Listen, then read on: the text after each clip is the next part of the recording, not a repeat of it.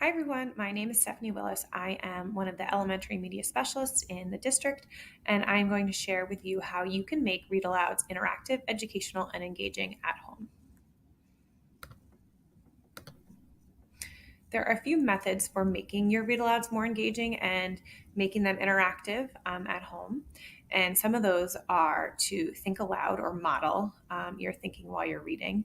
You can turn and talk to your child. You can stop and jot in something like a reader's notebook, or stop and sketch like in something like a reader's notebook, or stop and act out parts of the story. I'm going to give you a little bit more information and some prompts that you could use with your child to make your read alouds more engaging. One of the strategies to make your read alouds more interactive and engaging is to use think aloud. So share what you think about the story elements. So what you're thinking about the character, what you're thinking about the setting, the plot, the problem, and the solution in the story.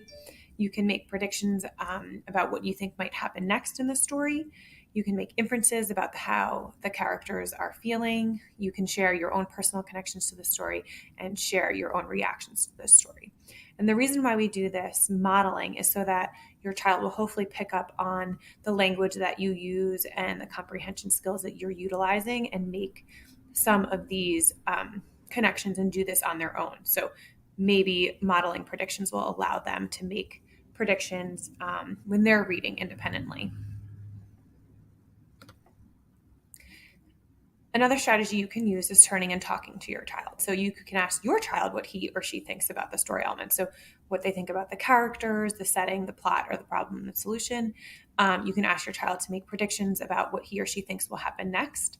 And a good sentence starter for that would be, I think, fill in the blanks, what will happen next.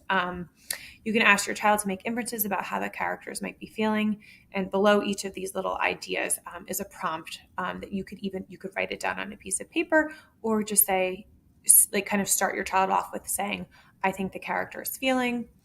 Ask your child to make connections to the story. This reminds me of. Ask your child to share his or her reactions to what is happening in the story. So this part in the story is making me feel. Is another example of a prompt you could use with your child. And a few more. So ask your child what parts have been important in the story. So I think this part is important because. Ask your child what they are wondering. So this story makes me wonder, or this story makes me question.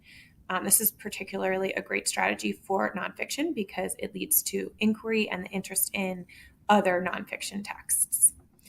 You can ask your child to retell the story to you. So, at first, then next, last, and just kind of go over what happened in the story in sequential order. All of these prompts are allowing your child to utilize comprehension strategies while they're reading. So it's interactive, engaging, but also educational. So if you want to have something like a notebook or a dry erase board or something that they have to have alongside with their reading, you can give that to your child and, kind of go over some of the same similar prompts. Like ask your child what he or she thinks about the story elements, but then have them write. This is especially important in the upper grades when writing about reading really comes in. And practicing that home is always a great thing that you can do. You can ask your child to make predictions, inferences, connections to the story, and write his or her reactions to what's happening in the story, just like the similar prompts we had before. But now what your child is doing is writing. Another thing that you can do also with a whiteboard or in a reading notebook is stop and sketch. So perhaps there's a part in the book with really vivid descriptions. You can have some, as I mentioned, a dry erase board or blank paper handy for your child to envision what's going on in the story. And then you could have your child close their eyes, try to make the movie in their mind, and then let them draw the part of the story. So you can even just keep the book away from them at that point and kind of just really have them work on building that movie in their mind before they draw, or you can also recreate as well too. This is probably one of my favorite strategies. So another thing you can do is stop and act out parts of the story. I know little kiddos like this a ton, and I try to do this as much as I can in the media center. So you can find a part of the story where there are actions happening, and it could be as simple as jumping, a laugh, smile, or it could be a detailed process or a series of actions. So you can stop reading and have your child act out or mimic the actions that are happening in the story. And you could even do it together. One of my favorite examples in the book, Amy Wu and the Perfect Bow, she has she's going through the process of making bao, and they're rolling out the dough, they're filling the dough, and she has to twist and pinch, and it's a really good series of actions that you could have your child act out, or you could act out together in the story, and that really having them act that out furthers their comprehension and understanding of what's happening in the story. Thank you for joining me. I hope that you learned a lot about ways to make your read alouds interactive and engaging and also educational while at home.